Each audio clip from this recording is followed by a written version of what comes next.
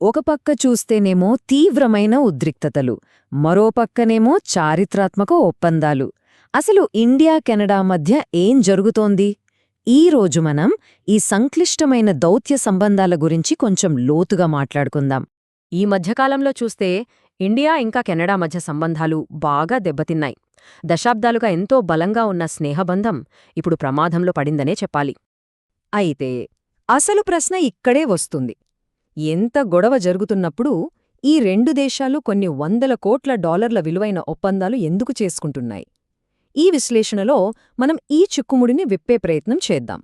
సరే, అసలీ పరిస్థితి ఎందుకొచ్చిందో అర్థం చేసుకోవాలంటే ఈ ఉద్రిక్తతలకు మూలమెక్కడుందో చూడాలి.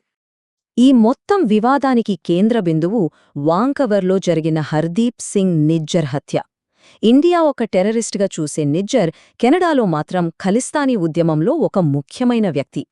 ఈ ఒక్క సంఘటనతో రెండు దేశాల మధ్య సంబంధాలు ఒక్కసారిగా మారిపోయాయి. కెనడా దర్యాప్తు సంస్థలు ఏకంగా భారత కాన్సులేట్ అధికారుల మీద ఆరోపణలు చేశాయి, ఈ హత్య వెనుక వాళ్ల హస్తం ఉందని. కాని ఇండియా ఈ ఆరోపణలను పూర్తిగా ఖండించింది. ఇవి అసంబద్ధమైనవి, ఉద్దేశపూర్వకమైనవి అని కొట్టిపారేసింది. కాని ఈ వివాదం మాత్రం పెద్ద దౌత్యపరమైన సమస్యగా మారింది. ఇక ఈ టెన్షన్స్ మధ్యలోనే సంబంధాలను మళ్లీ గాడిలో పెట్టాలనే లక్ష్యంతో రెండు దేశాల నాయకులు కలిశారు. ఈ ఫోటోనే దానికి సాక్ష్యం. న్యూఢిల్లీలో భారత ప్రధాని నరేంద్ర మోదీ, కెనడా ప్రధాని మార్క్ కార్నీ మధ్య జరిగిన ఒక కీలకమైన సమావేశమిది.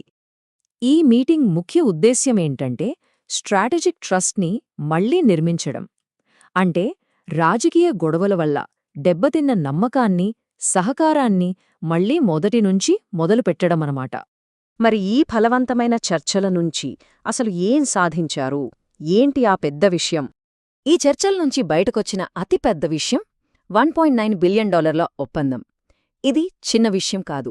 రెండు దేశాల మధ్య ఆర్థిక సంబంధాల్లో ఇదో కొత్త అధ్యాయమనే చెప్పాలి. ముఖ్యంగా ఇండియా ఇంధన భద్రతకు ఇది చాలా చాలా అవసరం. ఈ ఒప్పందంలో అత్యంత ఆసక్తికరమైన విషయం ఏంటంటే యురేనియం సరఫరా. ఇది ఏకంగా 10 ఏళ్లపాటు మన అణు విద్యుత్ రియాక్టర్లకు యురేనియం సరఫరా చేసే డీల్. ఇదంతా కొత్తగా మొదలుపెట్టిన ఒక వ్యూహాత్మక ఇంధన భాగస్వామ్యంలో భాగం. దీంతో ఇండియా క్లీన్ ఎనర్జీ లక్ష్యాలకు పెద్ద బూస్టొస్తుంది.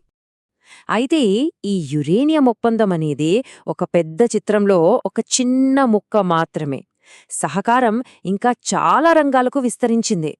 రెండు దేశాలు కలిసి ఒక పెద్ద టార్గెట్ పెట్టుకున్నాయి.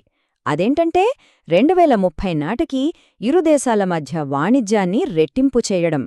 దీనికోసం స్వేచ్ఛా వాణిజ్య ఒప్పందాన్ని వీలైనంత త్వరగా పూర్తి చెయ్యాలనుకుంటున్నారు.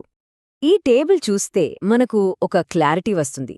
సహకారం కేవలం ఒక రంగానికే పరిమితం కాలేదు.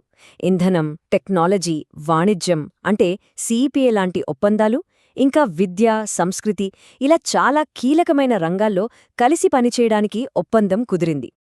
అంతేకాదు, ఇండియా ముందుండి నడిపిస్తున్న రెండు ముఖ్యమైన అంతర్జాతీయ సంస్థల్లో అంటే international solar alliance ISA, global biofuel అలయన్స్లో చేరడానికి కూడా కెనడా ఒప్పుకుంది.